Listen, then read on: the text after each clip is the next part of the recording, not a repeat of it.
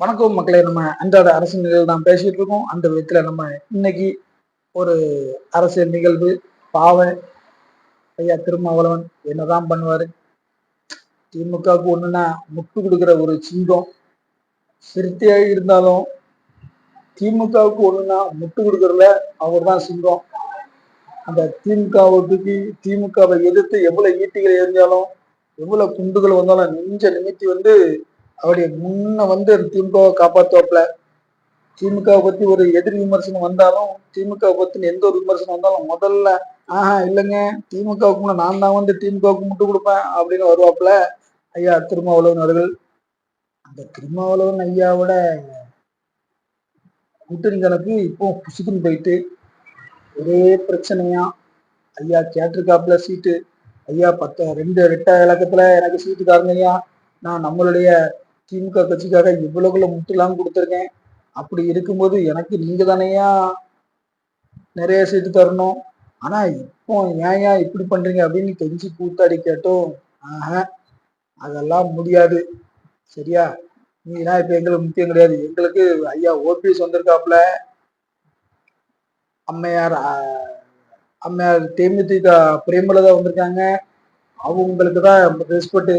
இப்போ நாங்க இத்தனை வருஷ காலமா உங்களுக்கு முட்டு கொடுத்தோமே, ஒரு 200 ரூபா ஓபிஎஸாவே மாறினோமே, உடன்படப்பா இருந்தோமே, எங்களுக்கு ஏன் இந்த நிலைமை அப்படின்னு கேட்டா, அதெல்லாம் கிடையாது.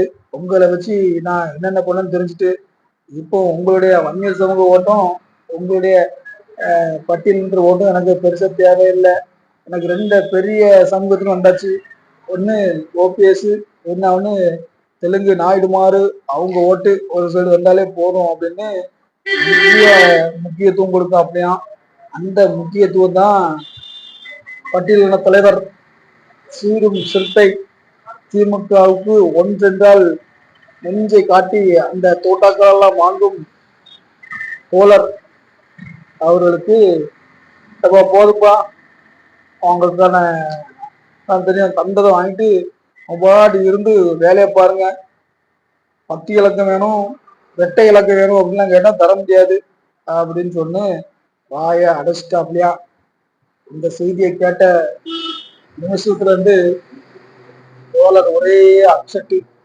பேஸ்புக் லைவ்ல வராரு. சிறுத்தைகளே, இப்படி நடந்து விட்டது.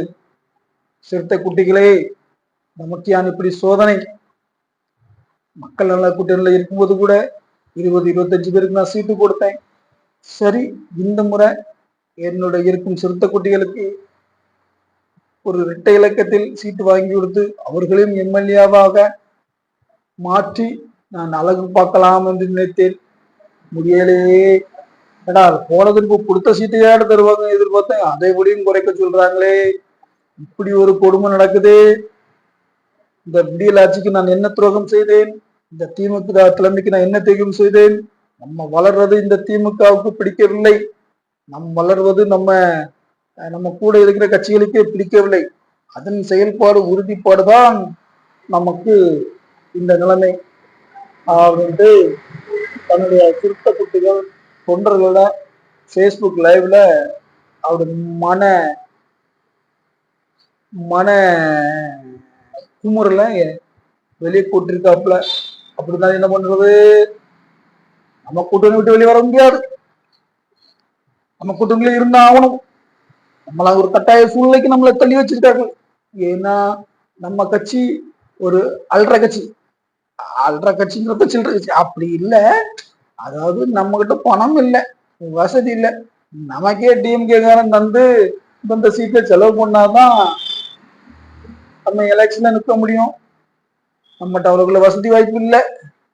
அதனால அவர்கள் தயவு நமக்கு தேவையாத்தான் இருக்கிறது அப்படின்ட்டு ரொம்ப ஃபீல் பண்ணியிருக்காப்ல ஐயா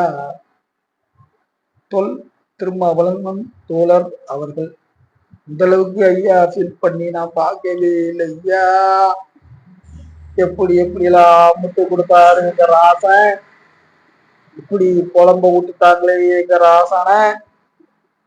திமுக தலைமை உங்களுக்கு ஒரு நன்றி விசுவாசம் இல்லையா அப்படின்ட்டு சிறுத்தைகள் பயங்கரமா குழந்திருக்காப்லையா. அப்புறம் ஃபேஸ்புக்கு, இன்ஸ்டா, யூடியூப்பு, வாட்ஸ்அப் எல்லாம் எங்க தலைவருக்கே இப்படி நிலைமையா, எங்க சிறுத்தைகள் தலைவருக்கே இப்படி நிலைமையா அப்படின்ட்டு சின்ன சின்ன சிறுத்தை குட்டிகள்லாம் கமெண்ட்ல பொங்கி எழுந்திருக்கான். தலைவா நம்ம யாரு காட்டும் தலைவா, நம்ம இல்லைன்னா அந்த திமுக இல்ல, திமுக ஆட்சி இல்ல, போன திருப்பி நம்மளை வச்சுதான் ஜெயிச்சாங்க. தலைவா அவன் திறமை காட்டு தலைவா, கூட்டணி விட்டு வெளியே வா தலைவா நம்ம பார்த்துக்கலாம், திமுக மண்ணை கப்பட்டும், திமுகவுக்கு இவ்வளவுக்குள்ள முட்டு கொடுக்காத தலைவா அப்படின்ட்டு சிறுத்தை குட்டிகள்லாம் கமெண்ட்ல தலைவர் நான் உசி பேர்த்து தான்.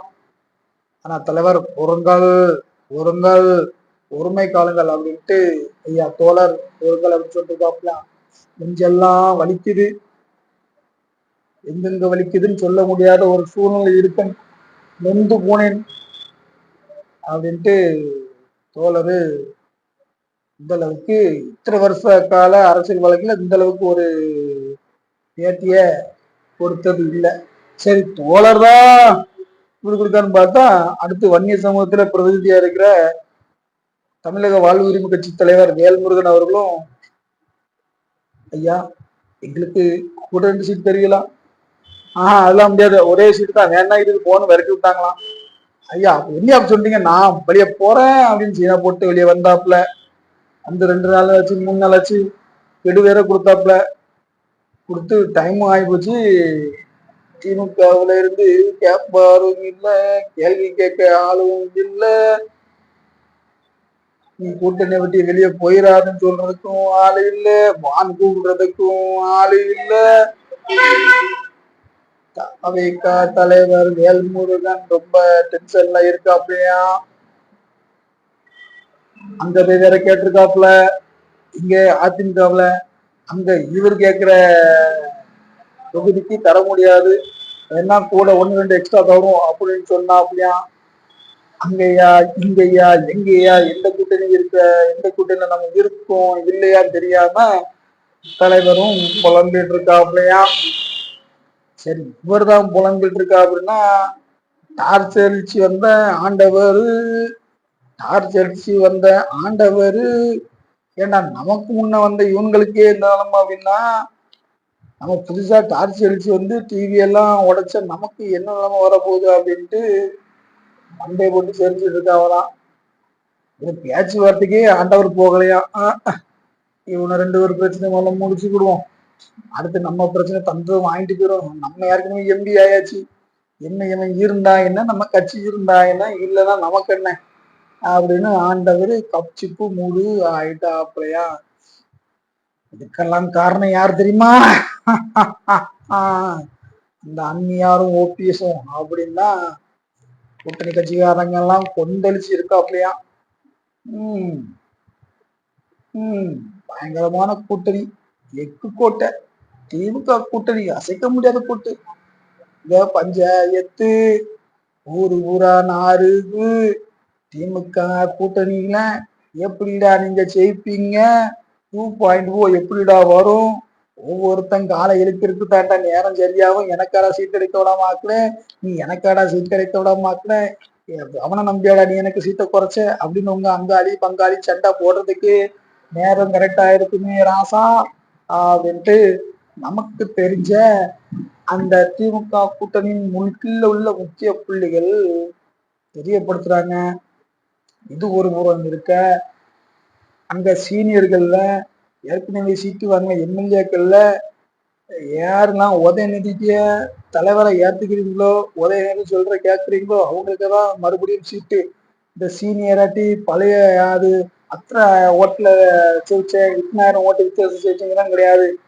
ஐயா உதயநிதி யாரை சொல்றாரோ அவங்களுக்கு தான் சீட்டு, எனக்கு அப்புறம் என் மகன் உதயநிதி தான் என் சிம்மாசனத்துல வந்து உட்காரும் அதற்கான வேலைகளை இப்பவுமே திமுக தலைமையும் பண்ணதுனால இந்த உதயநிதியை எதிர்த்து பேசுற சீனியர்கள், உதயநிதியை பிடிக்காம இருக்கிற சீனியர்களுக்குலாம் ஓரங்கட்டப்படுறாப்லையும், பாத்திரத்து சீட்டை வாங்கப்பா அப்படிதான் போகுது திமுக கூட்டணியில. அவ்வளவுதான் திமுக கூட்டணி. சரி பாவம் எங்க தொழில் திருமாவளவன் ஐயாவை எப்படியாட்டு கார சேர்த்துங்க. ஓகே மக்களே, நம்ம இன்னைக்குள்ள வீடியோவை பார்த்தோம். ஐயா தொல் திருமாவளவன் அப்புறம் கூட்டணி கட்சிகள் நடக்கிற குழப்பங்கள் ஏன் எதனாலங்கிறது தெளிவா பார்த்தோம். மீண்டும் ஒரு வீடியோல சந்திக்கிறோம். நன்றி, வணக்கம்.